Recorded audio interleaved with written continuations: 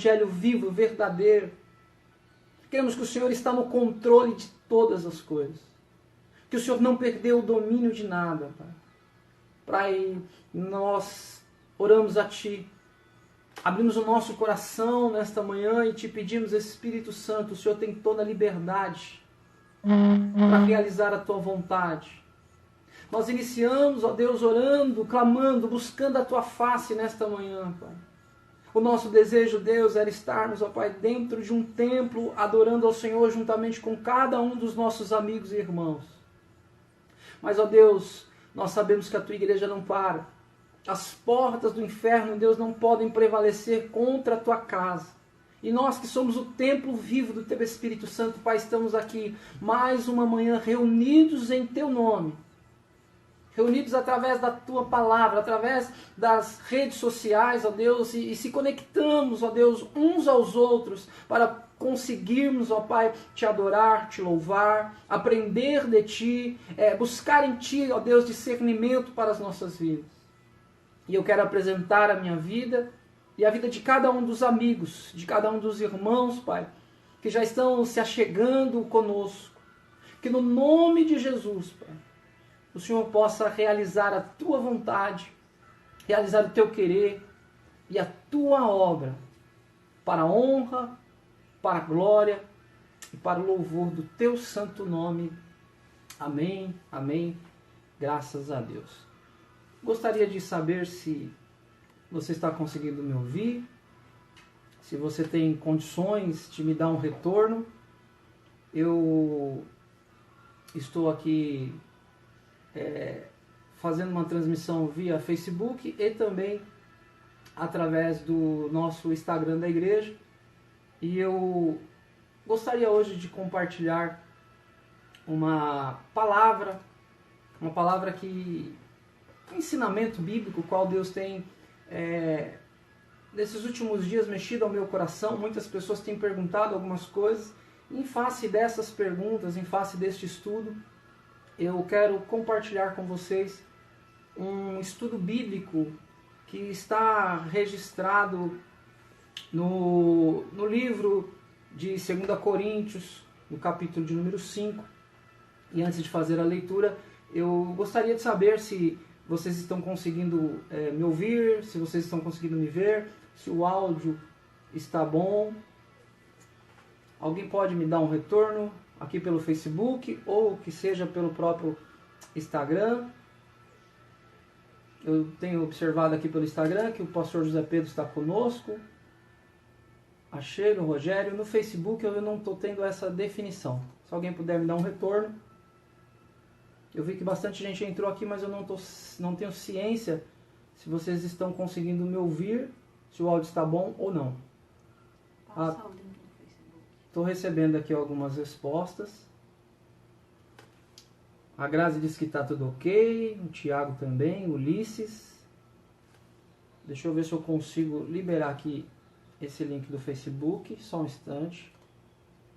Vocês me aguardam um minutinho.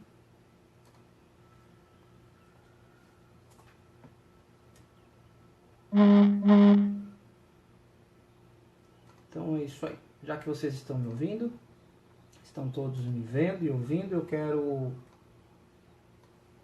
quero estudar juntamente com vocês o livro de 2 Coríntios, capítulo 5 e verso de número 10. Eu gostaria de, antes de orar, agradecer a cada um de vocês que já estão conosco.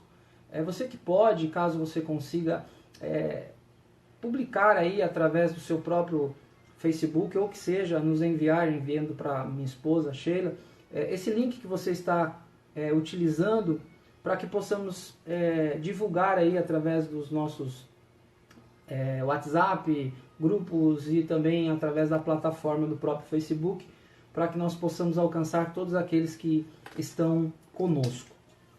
Eu tenho observado aqui que o Ulisses já está conosco, o Danilo, a Kátia. Kátia, Deus te abençoe, Deus te guarde, viu? A irmã Irani, o Fabiano acabou de entrar. Graças a Deus vocês estão ouvindo bem, eu fico um pouco mais tranquilo. Então eu quero comentar esse texto bíblico de 2 Coríntios capítulo 5, verso de número 10. Eu tenho a minha Bíblia aberta sobre a revista e atualizada, e diz assim o texto: sabemos que se a nossa casa terrestre deste tabernáculo se desfizer, temos da parte de Deus um edifício, casa não feita por mãos eternas, casa não feita por mãos, mas eterna nos céus. E por isso neste tabernáculo gememos, aspirando por sermos revestidos da nossa habitação celestial. Se todavia fomos encontrados vestidos e não nus, pois na verdade o que estamos neste tabernáculo, gememos angustiado, não porque queremos ser despidos, mas revestidos, para que o mortal seja absorvido pela vida. Ora, foi o próprio Deus quem nos preparou para isto, outorgando-nos o penhor do Espírito. Temos, portanto, sempre bom ânimo, sabendo que enquanto no corpo estamos ausentes do Senhor, visto que andamos por fé e não pelo que vemos. Entretanto, estamos em plena confiança, preferindo deixar o corpo e habitar com o Senhor. É por isso que também nos esforçamos, quer presentes, quer ausentes, para lhe sermos agradáveis. Porque importa que todos nós compareçamos perante o tribunal de Cristo, para que cada um receba segundo o bem ou o mal que tiver feito do corpo. Gente, que texto tremendo. Um texto maravilhoso, que ele nos traz alguns conceitos importantes para analisarmos, para pensarmos. Vejamos o que o apóstolo Paulo está escrevendo então nessa segunda carta aos Coríntios. O que ele está dizendo para cada um de nós? Ele inicia dizendo que sabemos que a nossa casa terrestre, este tabernáculo, se desfizer, temos da parte de Deus um edifício, uma casa que não foi feita por mãos humanas. É interessante analisar esse texto. O tema que eu estou trabalhando hoje é sobre o tribunal de Cristo. Há muitas dúvidas, muita confusão em relação a isso. Muita gente não sabe ao certo como vai ser, o que será. Será que nós, como igreja, nós seremos julgados? Seremos condenados? São perguntas que sempre permeiam a nossa mente a ponto de nós não sabermos qual o caminho tomar, qual direção devemos tomar. E é importante observarmos o texto quando Paulo está dizendo sobre essa casa terrestre, ele está falando sobre o nosso corpo físico. Esse corpo físico, o qual eu e você temos, a gente precisa entender que ele é como se fosse um meio de transporte, um caminho, onde nós utilizamos esse transporte, esse veículo, através do nosso corpo, da nossa alma, em busca de um corpo melhor. Presbítero Claudinei, não estou entendendo mais nada. É simples. Quando ele fala dessa casa terrestre, ele está falando do próprio corpo. Uma certa feita, Jesus estava olhando para o templo e ele disse aos que estavam ao seu redor: eu posso destruir e reconstruir esse templo. As pessoas ficaram indignadas porque disseram: mas como? Passaram-se tantos anos para reconstruir e para construir, e como ele pode fazer isso? Ele está falando do seu próprio corpo. Então esta casa terrestre, ela pode ser desfeita.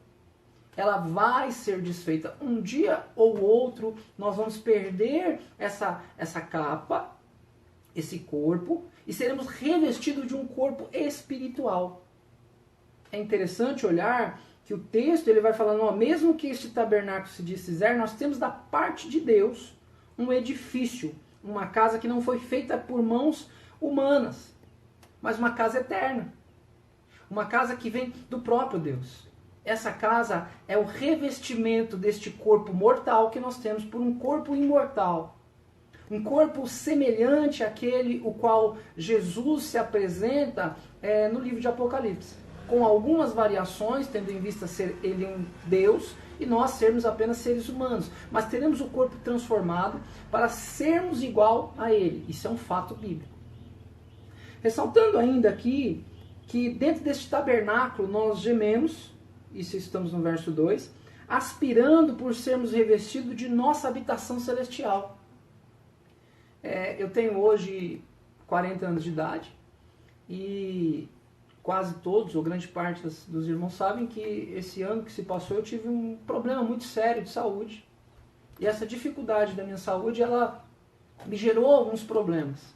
Por quê? Porque esse tabernáculo qual eu tenho, ele está sujeito a algumas intempéries do dia a dia. Mas existe um tabernáculo previsto por Deus que isso não vai existir.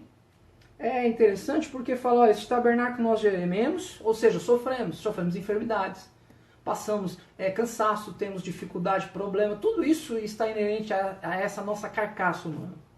Mas nós estamos nela aspirando um novo veículo, um novo corpo, um corpo glorioso, o qual a Bíblia diz que Deus tem preparado para cada um de nós. É importante e interessante nós pensarmos nesse texto, porque ele ainda no verso 3, ele vai falar, se todavia fomos encontrados vestidos e não nus. Isso tem uma referência bíblica que está registrada, deixa eu achar aqui só um minutinho. O verso de número 3, em Apocalipse 3,18, ele vai estar dizendo da seguinte forma, aconselho que de mim compres ouro refinado pelo fogo, para te enriqueceres, vestiduras brancas para te vestires, a fim de que não seja manifestada a vergonha da tua nudez. Então, o paralelo ou a referência bíblica, ela me leva a mostrar a necessidade de estarmos vestidos, ou seja, de andarmos de acordo com a vontade de Deus. O verso 4 fala, pois na verdade, o que estamos nesse tabernáculo gememos angustiado, não porque queremos ser despidos. Ninguém quer morrer. Isso é um fato. Nós pregamos sobre salvação, falamos sobre salvação, temos uma vida com Deus. Se Jesus voltar hoje, eu creio que todos que estão me ouvindo, se assim acreditam, estão salvos. Então nós não temos medo de morrer, mas também não temos desejo. O texto ele é muito claro, que o verso 4 diz, nós estamos nesse tabernáculo, gememos angustiado. Aí a segunda parte fala, não porque queremos ser despidos. Nós não temos o desejo de morrer. Embora o próprio Paulo fala assim, eu estou vivo e eu estou produzindo para o reino, eu estou feliz. Mas o meu desejo é estar com Cristo. E assim é conosco. Nós estamos prontos, mas não desejamos partir, morrer, porque a vida que Deus nos deu é uma vida perfeita, é uma vida plena. Tenho certeza e convicção no meu coração que você é alguém que está feliz. É alguém que tem alegria de estar vivo. É alguém que está contente com o que Deus te deu. Então você não tem o desejo de sumir, de partir, de deixar de existir. Muito pelo contrário. Você quer ser revestido por um novo corpo, o texto bíblico diz isso, mas você não quer partir antes de cumprir uma missão a qual Deus designou. E eu acredito que Deus tem uma obra, um propósito a realizar através da sua vida. Portanto, continue sendo um instrumento de Deus. Continue sendo alguém que Deus possa usar, alguém que Deus possa realizar a obra dele. Voltando para o texto, ele continua dizendo, olha, nós não queremos ser despidos, mas revestidos, para que o mortal seja absolvido pela vida, ou seja, esse corpo mortal, ele vai ser transformado. Como isso acontece, ou como pode, ou como isso vai se dar? A Bíblia declara que Jesus ele há de voltar para buscar a sua igreja. Eu acredito que todos acreditam nisso. E se você não acredita, você precisa crer que dentro em breve Jesus vai voltar para nos buscar. Isso é um fato, isso não é conto, isso não é história. Os sinais estão aí, nós estamos observando dia após dia cada sinal sendo apresentado.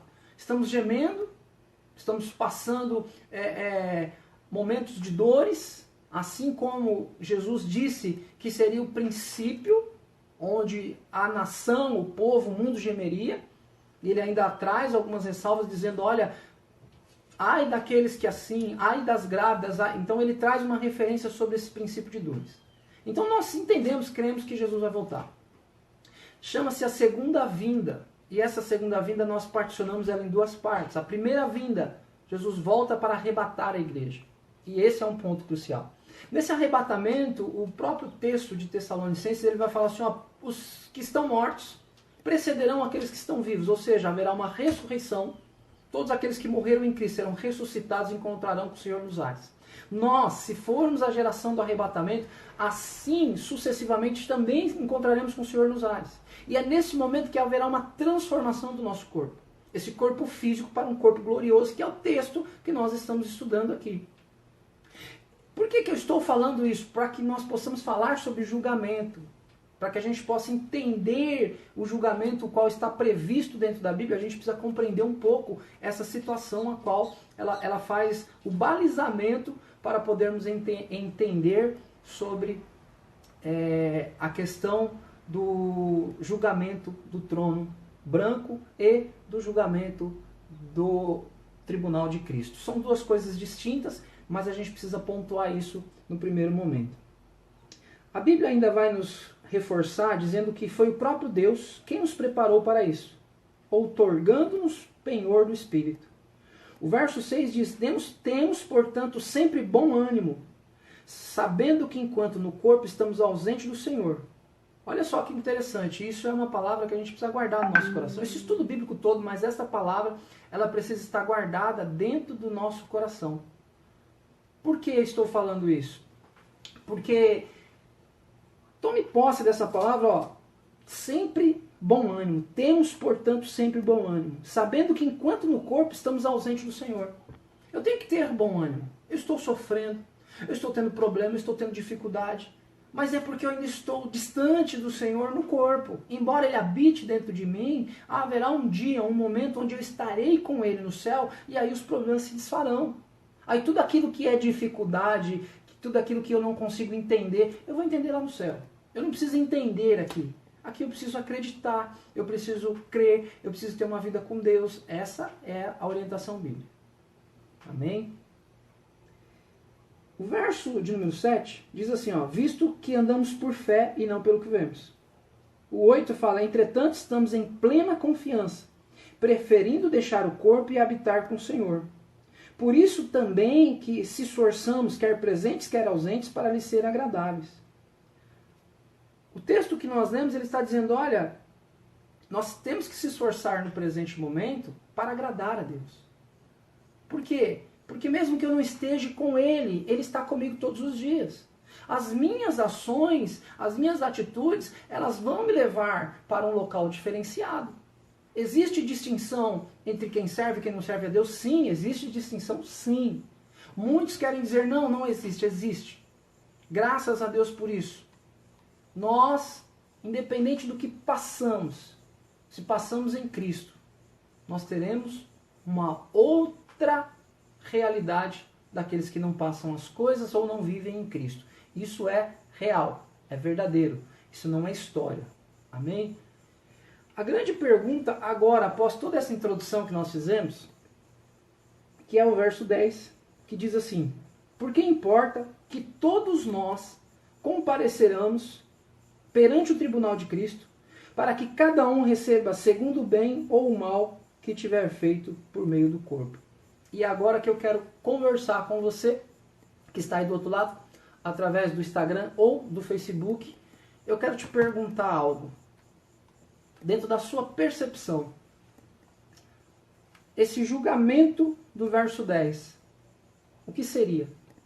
O que você entende quando fala sobre o julgamento? Ou melhor, né?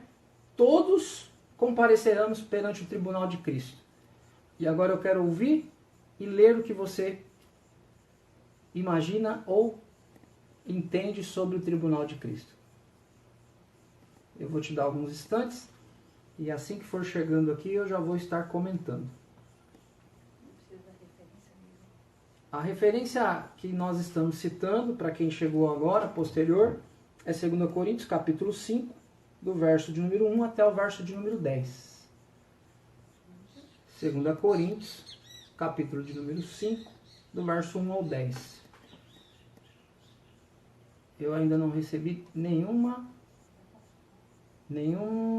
pergunta ou nenhuma fala sobre esse assunto. Estou aguardando, vamos ver aqui. Tem alguém que quer compartilhar conosco a sua opinião? O que você acha sobre esse tribunal? Esse tribunal, o que vai ser, como vai acontecer, qual é o propósito desse tribunal? Tem alguém aí no Instagram da igreja que pode trazer aí a sua opinião para que eu possa compartilhar com todos que estão nos assistindo? Ou aqui no Facebook?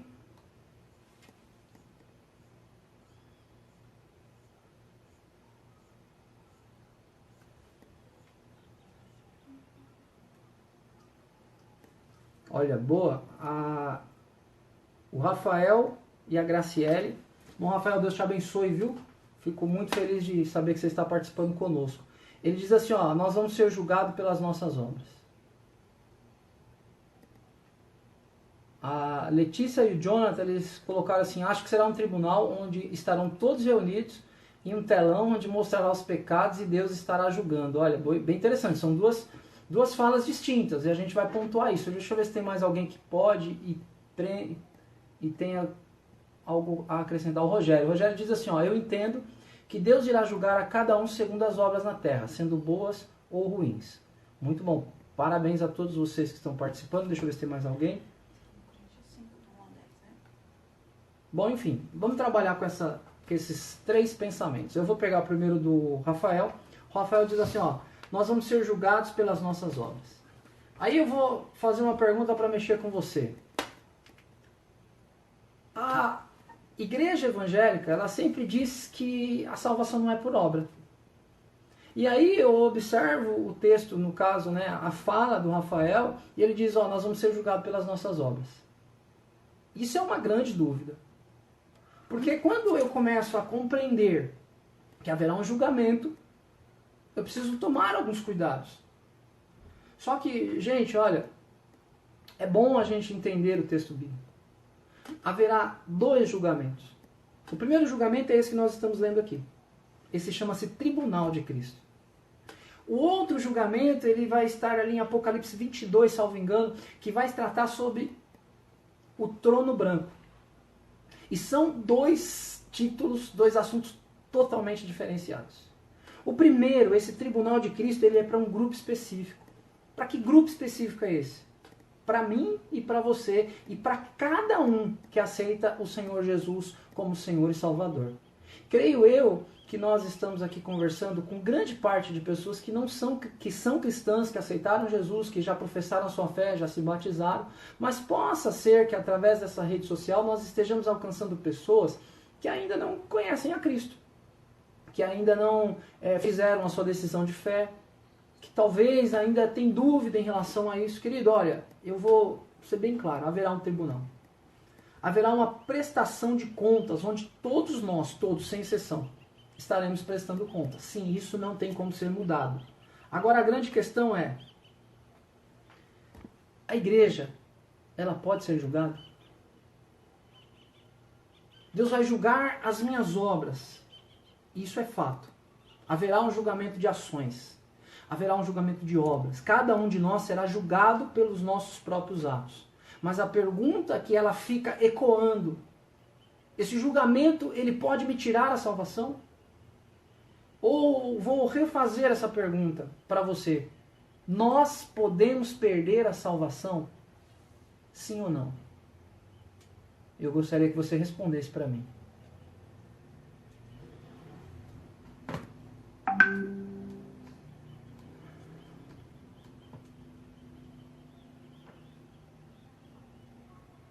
A Adriana colocou assim, ó, a palavra nos julgará no tribunal por todas as nossas ações.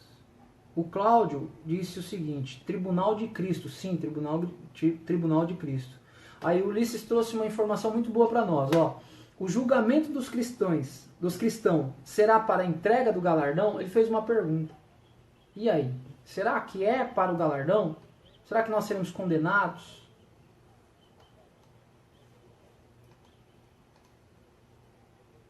Eu quero pensar sobre isso. Porque o texto bíblico que nós estamos trabalhando, ou grande parte dos textos bíblicos, quando fala do tribunal de Cristo, ele não representa uma, como que eu posso falar? Uma audiência de julgamento. O texto original, ele tem um significado diferente. Deixa eu achar aqui para mim falar para você com propriedade. O texto original sobre tribunal, em grande parte do contexto bíblico, especificamente quando estamos falando sobre o tribunal de Cristo, ele tem na linguagem original a palavra bema. E a palavra bema, preste bem atenção, no original significa um degrau, um passo, o espaço de um pé. Segunda definição, um lugar elevado na qual se sobe por meio de degraus, plataforma ou tribuna. Assento oficial de um juiz, aí ainda traz o lugar de um julgamento de Cristo. Diz que também Herodes construiu uma estrutura semelhante a um trono na Cesareia, da qual ele viu os jogos e fazia discursos para o povo. Portanto, deixa eu já clarear para você. A igreja, ela é de Cristo. A igreja é de Cristo. A igreja não é minha, a igreja não é dos pastores, a igreja não é de uma determinada pessoa, ela é de Cristo. E a igreja sendo de Cristo, ele tem direito e poder sobre ela. Automaticamente, nós precisamos entender, compreender e acreditar que a igreja não pode passar por um julgamento de perca de salvação. A igreja. Presbítero Claudinei, não estou entendendo mais nada, é simples. Se eu e você estivermos em Cristo, não há condenação. Não há juízo contra nós. Romanos 8:1, ele vai dizer o seguinte, deixa eu achar aqui rapidamente. Se você quiser abrir na sua Bíblia, Romanos capítulo de número 8, verso de número 1, ele vai me dar esse respaldo bíblico para que eu possa continuar crendo, acreditando sobre essa libertação, ou seja, sobre nós não estarmos sendo julgados. Romanos 8:1 diz assim, agora, pois, já nenhuma condenação há para os que estão em Cristo Jesus. Se eu estou em Cristo Jesus, eu não posso perder a minha salvação. Eu não posso ser condenado. Haverá um julgamento do tribunal de Cristo, como o próprio presbítero Ulisses disse, haverá um julgamento para recebermos galardão. Agora, tome cuidado. Quando eu utilizo Romanos 8:1, o texto é muito claro. Nenhuma condenação há para aqueles que estão em Cristo. A questão é, muitas pessoas estão na igreja, mas não estão em Cristo. Muitas pessoas vivem uma vida dupla. Tem dois RGs. Um RG cristão, que é aquele que ele entra na igreja, ele põe um terno, isso o homem, ele põe uma Bíblia embaixo do braço e ele vai para a igreja. Primeira identidade. Mas ao sair daí, ele tem uma segunda identidade. Ele fuma, ele bebe, ele se prostitui, ele assiste pornografia, ele fala palavrão, enfim. Tudo aquilo que a Bíblia diz que é contrário, esse homem, ele pratica automaticamente. Ao fazer isso, ele não se enquadra em Romanos 8:1. Ele não se enquadra dentro da palavra de Deus. E com isso, o que acontece? Ele é um sério candidato a perder a sua salvação. Porque esse ato do tribunal de Cristo, ele acontece quando a igreja é arrebatada. Então todos que são arrebatados já estão salvos. Mas agora, dentro desse tribunal, cada um será julgado de acordo com aquilo que fez. A salvação pode ser perdida? Sim. A salvação pode ser perdida. Agora, no primeiro tribunal, não haverá julgamento. A igreja não pode ser julgada. Mas eu tenho que me enquadrar dentro dos conceitos da igreja para que eu possa realmente não ser julgado. O Rogério colocou, ó, neste momento a igreja está salva, não podendo mais perder a sua salvação pelo sacrifício de Cristo. É isso mesmo. É isso que eu tenho que ter em mente. Mas eu não posso perder de vista jamais, não posso jamais perder de vista que eu preciso ter uma vida que realmente agrade a Deus. Porque para entrar no céu, ou adentrar, ou ser arrebatado, existem alguns requisitos. Não é simplesmente, eu vou entrar ao céu, eu estou salvo. Estamos salvos, concordo. Mas existem alguns requisitos que precisam ser preenchidos.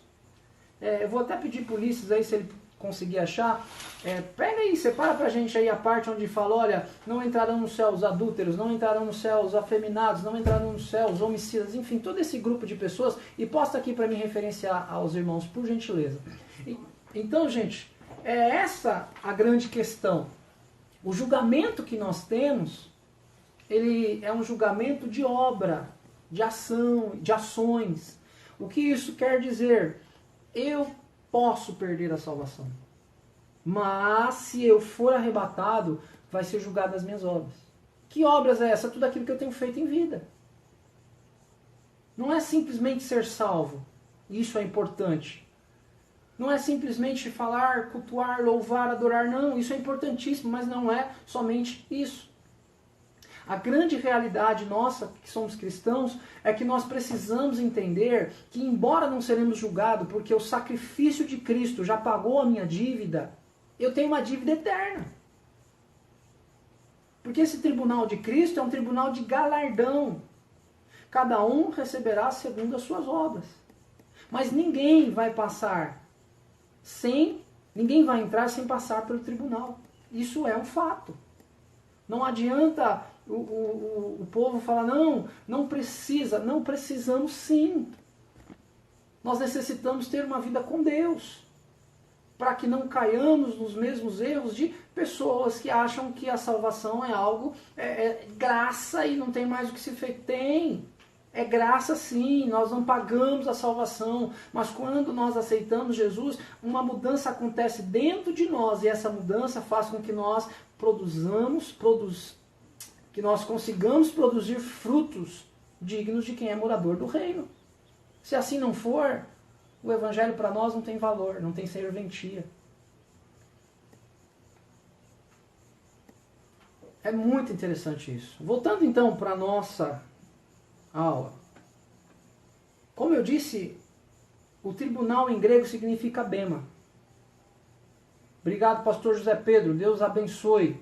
Vou já ler aqui. O pastor José Pedro colocou aqui para a gente a referência a qual disse Apocalipse capítulo 21, verso de número 8. Deixa eu encontrá-la aqui para que possamos ler junto as características. 21, verso 8. Olha que tremendo, hein? E isso aqui é bom todo cristão guardar e deixar anotado, porque isso é referência para entrar no céu, tá? E o Jonathan também colocou outro texto bíblico aqui. Espera só um minutinho. Vou ler aqui o que o pastor colocou, que é esse o texto mesmo que eu queria trabalhar com vocês também. Ó. O vencedor herdará essas coisas, e eu lhe serei Deus, e ele será meu filho. Apocalipse 21, verso 7, em diante. Agora vem a paulada. Quanto, porém, aos covardes, aos incrédulos, aos abomináveis, aos assassinos, aos impuros, aos feiticeiros, aos idólatras e a todos os mentirosos, a parte que lhe cabe será no lago que arde com fogo e enxofre, a saber, a segunda morte. Apocalipse capítulo 21, do 7 ao 8. Então, aqui está a referência. Eu sou salvo. Beleza. Faço parte da igreja, eu sou presbítero da igreja, eu sou diácono, eu sou cooperador, eu sou aquilo que você desejar. Sou sócio, vice, eu sou o que você imaginar. Não, eu tenho um cargo. Beleza, parabéns pelo seu cargo. Mas se o teu cargo não estiver fora desses princípios que está aqui, se você, sendo tudo isso, ainda tiver uma vida dessa, desculpe a minha franqueza, mas eu tenho quase certeza que você... Quase certeza não, então eu vou trabalhar dentro da Bíblia. Eu tenho certeza que você é um forte candidato a estar nessa segunda morte, a fazer parte desse lago que arde com fogo e enxofre, onde todos serão lançados, que esse sim é o julgamento do trono branco. Outra referência que o Jonathan nos colocou aqui é de 1 Coríntios 6,10, dizendo assim, ó, não erreis nem os devassos, nem os idólatras, nem os adúlteros, nem os efeminados, os sodomitas, os ladrões, os avarentos, nem os bêbados, nem os maldizentes, e aí vai sucessivamente. Deixa eu confirmar aqui o texto. Deixa eu abri-lo aqui rapidamente. 1 Coríntios, capítulo de número 6, verso de número 10. Nem ladrões, nem avarentos, nem bêbados, nem maldizentes, nem roubadores herdarão o reino de Deus. Aí o texto ainda fala, tais foste alguns de vós, mas vós vos lavaste, foste santificado, mas foste justificados em nome do Senhor Jesus Cristo e no Espírito do nosso Deus. Gente, ó, é isso aí. Para herdar o reino dos céus, eu não posso fazer parte deste grupo de pessoas. Se eu faço parte desse grupo de pessoas, eu sou um candidato a perder a salvação. Eu sou um candidato a perder o arrebatamento, eu sou um candidato a perder o tribunal de Cristo e comparecer diante o trono branco. O tribunal de Cristo eu tenho que estar, eu preciso estar, eu quero estar, eu tenho que almejar estar para apresentar todas as minhas obras. O trono branco eu não quero. Porque eu sei que o trono branco, eu vou usar mais ou menos isso que é uma linha que as pessoas utilizam, acho que a Letícia colocou aí, é uma tela onde vai olhar para mim mesmo. Isso é suposição, tá? Isso não tem referência bíblica, isso não está, é uma referência, apenas uma suposição. E dentro disso, eu vou ser julgado pelas minhas ações. E aí sim, eu vou perder a salvação. Mas aqueles que estão em Cristo não podem perder a salvação. Amém? Deu para ser compreensível? Se caso tiver alguma dúvida, coloque aí nos comentários, que eu conseguindo olhar aqui, eu já trago a informação e reafirmo essa fala. Eu não tenho muito tempo para dar continuidade a isso, mas a ideia nossa hoje é falar sobre o tribunal. E praticamente a gente já conseguiu concluir e entender que tribunal de Cristo é para salvo. Tribunal de Cristo é para os santos, os quais eu e você fazemos parte. Amém? Então vamos lá. Para a gente terminar ou continuar, partindo já para ir para o encerramento, eu disse que tribunal em grego significa bema, uma plataforma elevada na qual os juízes das diversas competições permaneciam para realizar a premiação dos vencedores. Isso não era um lugar de julgamento, mas uma forma de entregar a alguém aquilo que lhe é de direito. Eu não sei se você conseguiu entender. Esse trono, voltando ele para o contexto bíblico, inclusive um dos que Herodes fez, ele ficava em cima desse templo. A gente pode pensar isso numa Olimpíada, onde onde alguém que corre um corredor, ele recebe a sua medalha. Ele é colocado num determinado local, uma tribuna, chamado pódio, e cada um recebe segundo aquilo que fez. O primeiro lugar recebe uma medalha, o segundo lugar, a medalha, olhando para a Olimpíada, o primeiro lugar recebe uma medalha de ouro, o segundo lugar uma medalha de prata, o terceiro lugar uma medalha de bronze.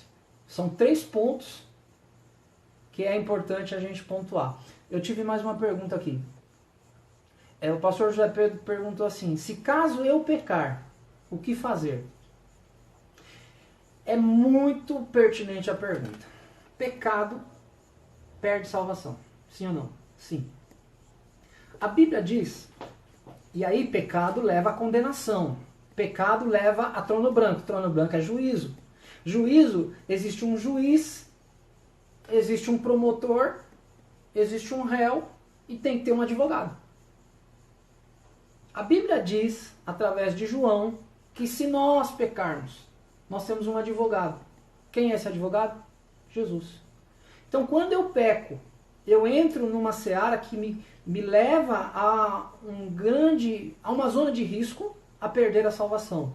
Por isso que a Bíblia diz que eu sou um pecador, eu falho, eu fracasso em alguns momentos, mas eu preciso reconhecer o meu pecado, confessá-lo diante de Deus e às vezes diante dos homens. E após isso, a Bíblia diz que o meu pecado é perdoado. João fala, nós temos um advogado para com o Pai, Jesus Cristo. E ele fala assim, filhinhos, não pequeis, mas se pecar, nós temos um advogado para com o Pai. É essa a ideia. Se eu pecar, eu preciso pedir perdão. Então isso é importante para o cristianismo, porque nós vivemos uma época onde as pessoas acham que não há necessidade de se autoanalisar. Precisamos se analisar. Eu preciso saber se eu estou em pecado ou não. E ao fazer isso, eu preciso reconhecer que eu pequei. E não é remorso. Eu gosto muito dessa fala, aprendi com o pastor José Pedro, que ele sempre diz, não é remorso, mas arrependimento. Arrependimento é mudança de atitude, de ações para uma nova vida. Amém, pastor José Pedro? Concorda? O senhor quer acrescentar alguma coisa em relação a isso? A Letícia fez uma pergunta, e o julgamento pelas obras, como será? Letícia, eu vou ver se a gente tem tempo para falar. Acredito que sim. Vou observar aqui. Se eu conseguir, a gente chega e já fala sobre isso. Eu estou com ele anotado aqui para isso, tá bom? Vou só dar continuidade aqui. Então, os premiadores, eles recebiam num determinado altar, num determinado pódio, as suas medalhas. É como se fosse isso. A autoridade máxima entregaria as medalhas, entregaria o troféu àqueles que estão recebendo, ou melhor, alcançando seus objetivos. Assim será conosco. Nós estaremos recebendo o nosso galardão, as nossas recompensas daquilo que nós fizemos através de Cristo. Esse é o tribunal. O tribunal de Cristo é um tribunal para recebermos galardão. O dicionário de escatologia, ele vai explicar a mesma coisa, tá? Mas eu só vou reforçar dizendo assim, ó, vocábulo grego usado para designar o tribunal de Deus. Ele vai ser instalado logo após o arrebatamento da igreja e terá por objetivo julgar os santos. A finalidade deste julgamento não é condenar nenhum crente à danação eterna, mas galardoar aos que bem atenderam às reivindicações da grande comissão. Porque é necessário que todos nós sejamos manifestos diante do tribunal de Cristo, para que cada um receba o que fez por meio do corpo, segundo o que praticou, o bem ou o mal. O mal que o apóstolo Paulo referencia não é somente o pecado, mas é a forma como cada crente encara suas responsabilidades concernentes ao reino de Deus. E a omissão quanto aos reclamos sempre urgentes da comissão que nos deixou o Senhor Jesus para evangelizar o mundo. Então, gente, resumidamente, o tribunal de Cristo vai julgar as nossas ações para o reino, as nossas ações para os outros, as nossas atitudes com os demais. Não é simplesmente estar somente na igreja, não. Existe alguns conceitos. E esse julgamento vai acontecer. E é nessa diferenciação, Letícia, já respondendo a sua fala, tá? É nessa hora que haverá galardões diferenciados, e eu não consigo exemplificar isso porque eu não tenho esse entendimento. Eu acredito que grande parte dos estudantes bíblicos, os eruditos, não conseguem trazer assim um discernimento claro disso. Mas haverá, ocorrerá, e cada um receberá segundo aquilo que fez. Para vocês entenderem mais ou menos, nós não seremos condenados, ponto. O julgamento, ele vai me galardoar. Na corrida, como eu disse, alguém recebe uma medalha. Assim vai ser parecido com cada um de nós. Receberemos pelas nossas ações aqui na terra. Mas, presbítero Claudinei, eu vou ser salvo ou não vou ser salvo? Sim, você vai ser salvo. A diferença é que você não vai receber o seu galardão. Alguns dizem assim, mas o importante não é ser salvo? Sim, o importante é ser salvo. Mas a condição de quem é salvo na terra é produzir fruto. E se você pode produzir fruto, querido, entenda que além de produzir fruto, você vai receber galardão por isso. Amém?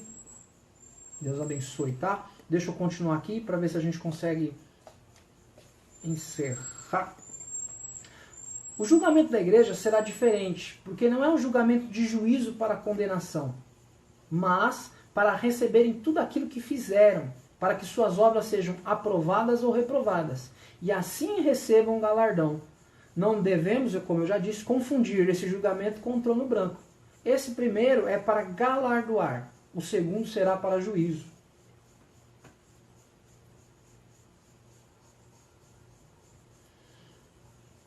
nossos pecados, deixa eu ver se eu tenho tempo para fazer essa pergunta. Tem. Nossos pecados serão julgados? Sim ou não? Quem pode responder para nós aí?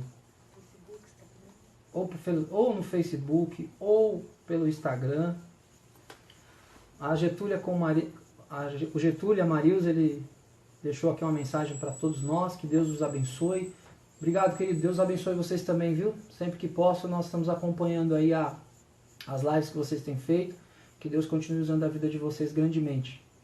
Então a pergunta que eu fiz é, nossos pecados serão julgados ou não? Tem alguém que pode nos ajudar? Fazendo uma resposta para nós?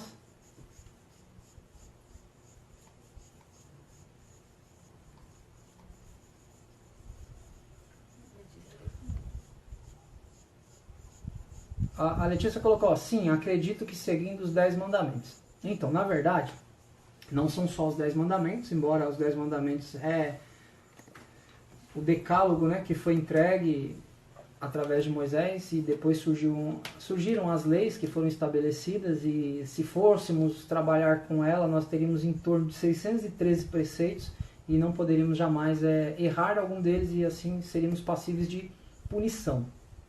No tribunal de Cristo, nós não podemos ser julgados pelos nossos pecados. Por quê? Porque os nossos pecados foram perdoados por Cristo. Então, quando eu falo de pecado, juízo de pecado, nós não podemos entrar dentro desse conceito. Ou seja, eu fui salvo, eu fui arrebatado, eu fui retirado. Ao ser retirado da terra, eu não posso ser julgado com os demais, porque a igreja não pode passar pelo julgamento. A Marilza trouxe aqui uma referência de Eclesiastes 12:14, eu vou abrir lá. Mas já trazendo a ideia de que a igreja foi retirada da terra, trazendo a ideia de que a igreja foi perdoada, de que o sacrifício de Cristo cobriu-nos os nossos pecados, nós não podemos ser condenados em relação a isso. Então, a realidade é, se eu recebo o perdão de Cristo e vivo uma vida, como que eu posso dizer, em santificação, e eu fui arrebatado, eu não posso ser julgado pelos meus pecados. Por isso eu tenho que tomar cuidado, eu não posso brincar com o pecado, e isso é um fato, e isso a gente já até pontuou. Mas deixa eu olhar bem aqui a referência que a Marilza deixou pra gente. Então, deixa eu achar aqui. Eclesiastes capítulo 12, verso 14. Só um instante, por favor.